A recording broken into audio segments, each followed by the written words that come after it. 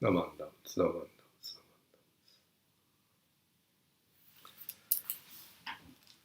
Good morning, everyone. This is Reverend Marvin Harada, now serving as the Bishop of the Buddhist Churches of America. It's nice to be able to share a video Dharma message with all of you in the Las Vegas Buddhist Sangha. I hope that all of you are staying safe and well during this difficult coronavirus pandemic. As all of our BCA temples have been experiencing, we've been closed, no services. We've canceled all of our major fundraisers and events like the Obon Festival. We're all trying to stay safe and help prevent the spread of this virus. So, unfortunately, I was not able to be there with you today for your service, but I'm very happy to share a Dharma message via video. Many ministers are conducting services virtually, either through live streaming on Facebook or they're recording their Dharma messages on YouTube, and all of our Sangha members and also new people are beginning to watch our services and listen to our Dharma messages and encounter the Buddha Dharma. So it's my privilege to be able to share a message with all of you today.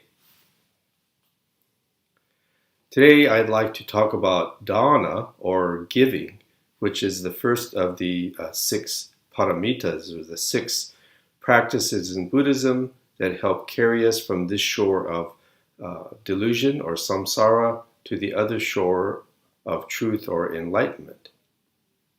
And just briefly, the 6 Paramitas are: first, giving; second, it's guidance or morality; third is tolerance, or otherwise known as patience; fourth is perseverance or effort; fifth is meditation; and the 6th is wisdom or insight. But today I just want to talk about giving, or dana, D-A-N-A, in the ancient Indian Sanskrit word. There are actually 4 kinds of giving, or 4 kinds of dana in Buddhism. So the 4 are a material giving, non-material giving, impure giving, and pure giving. And I'd like to first talk about the first 2, material giving and non-material giving.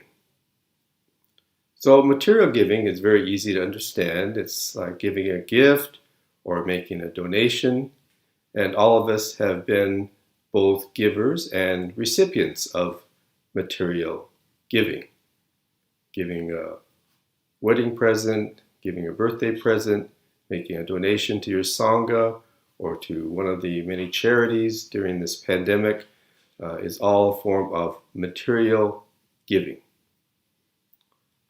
Non-material giving is something as simple as to offer a friendly smile to someone. Now I'd like to talk about non-material giving.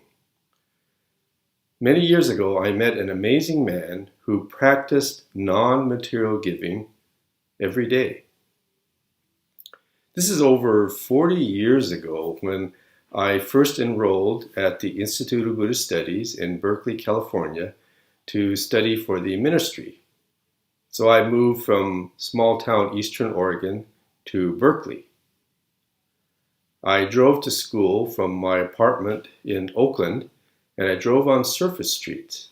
The first time I drove to school, I noticed that there was a man in Berkeley standing on the curb, and he was waving to the cars. At first I thought he was kind of strange.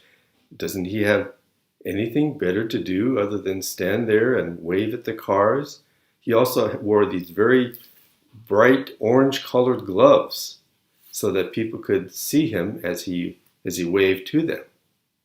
Coming from small-town Eastern Oregon, I thought it was kind of strange, but many things in the city looked strange to me when I first moved there. But I found that with each day that I would drive to school, I found myself beginning to wave back to this man. And then I would even look forward to going by his usual spot to see him. It would brighten up my day. Many times I would be thinking, oh, I'm kind of tired. I don't feel like going to school today. And then, oh, there's the man. And I would wave to him. And it would bring a smile on my face as well. Well, I found out many years later that this man's name was Joseph Charles. He was an African American gentleman, and he was on 60 Minutes. He was interviewed in magazines and newspapers, and he became quite famous. So Joseph Charles, from Monday through Friday, for an hour and 45 minutes, exactly an hour and 45 minutes every morning, he stood there in front of his house and he waved to all the cars going by, smiling and saying good morning to everyone. So to me, although I'm sure Joseph Charles was not a Buddhist, Joseph Charles practiced non-material giving for 30 years. Hour and 45 minutes, Monday through Friday, for 30 years. And we can practice non-material giving by offering a friendly smile to others. And what a wonderful thing that we can offer and share the world, and it doesn't cost us a cent. So I will never forget Joseph Charles for teaching me this practice of non-material giving. Non-material giving. Now I'd like to turn to the other two forms of giving: impure giving and pure giving.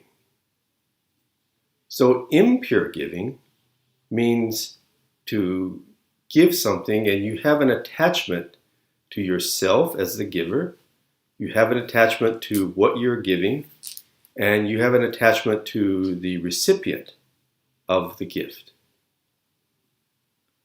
A good example might be, this often happens at our temples.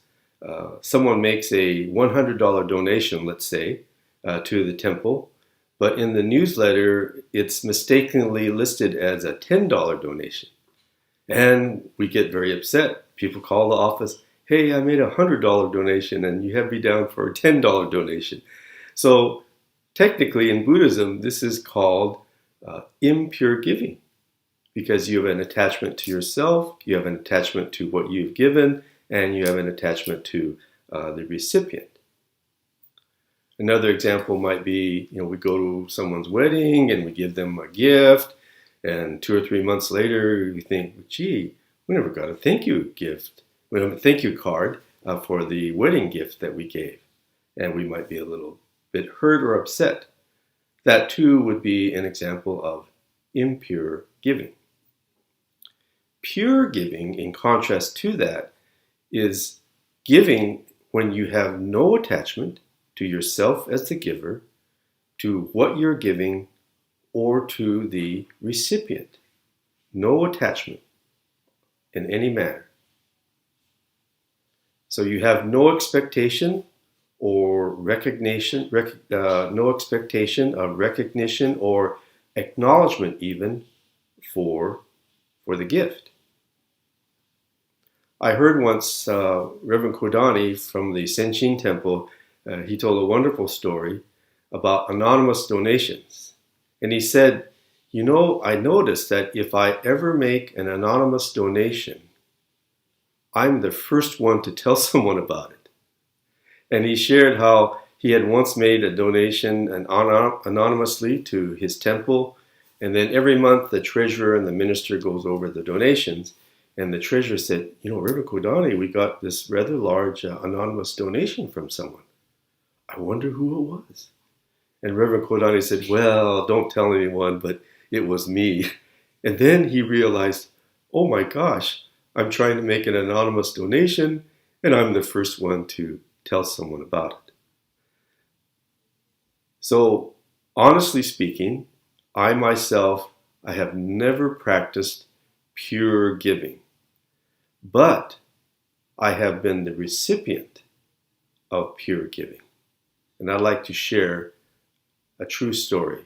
This is something that happened to me over 40 years ago when I was living and studying in Japan for the ministry. My wife and I lived in a little apartment building near the school that I was attending. And one day, my landlady, we paid our rent every month, and our landlady, she lived close by. She came over to our apartment. She was so excited. She showed us our sort of rent sheet. It showed each month that you had paid, and you put a hanko, a stamp, over each month. And she showed it to us, and she said, "You're paid up for the rest of the year." I says, "What?" Somehow, someone had come to her and said, "You have a young person living in your apartment. He's studying to become a Buddhist minister. He's going to be doing some very important work, and I want to help him. So I want to pay for his rent." Our landlady thought, well, maybe he's going to pay for this month's rent. Whoever that was paid for half a year's rent for the rest of the year. But this person told our landlady, "You must not disclose my identity. You must never tell Marvin Harada who I am." I tried to get it out of my landlady. I thought maybe it's one of my teachers at school. Was it this taller gentleman? Was it this person, that person? She would not tell me. To this day, I still do not know who that individual was. I have no way to thank them. I have no way to write a thank you card. The only thing I can do is to do as they requested, to do my best to serve as a minister, to share the Dharma in this country. So I have been the recipient. Although I have never practiced pure giving, I have been the recipient of pure giving in my life, and maybe you have as well at some point of your life.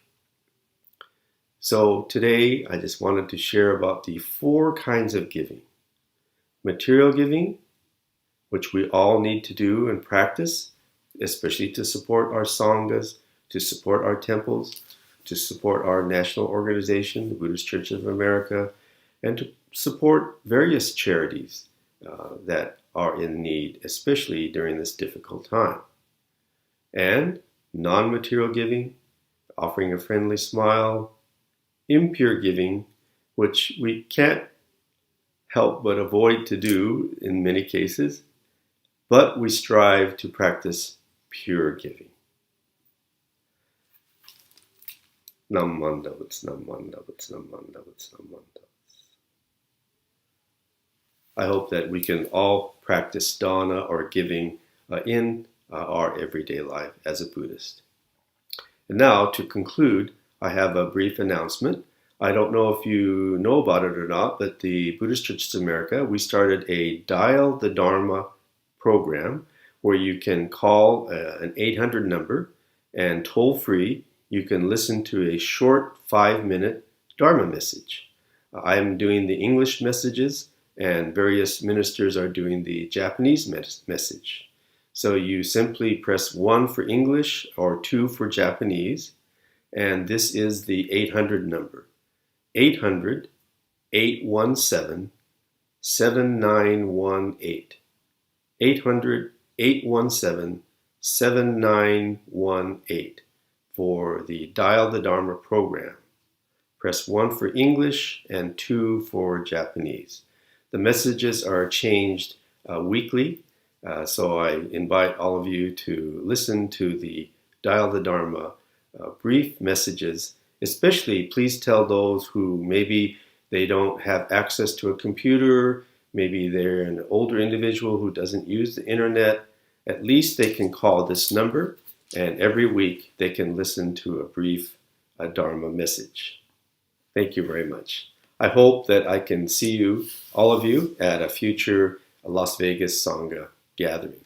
Please stay safe and healthy during this difficult coronavirus pandemic. Namandavats, namandavats, namandavats. Thank you very much.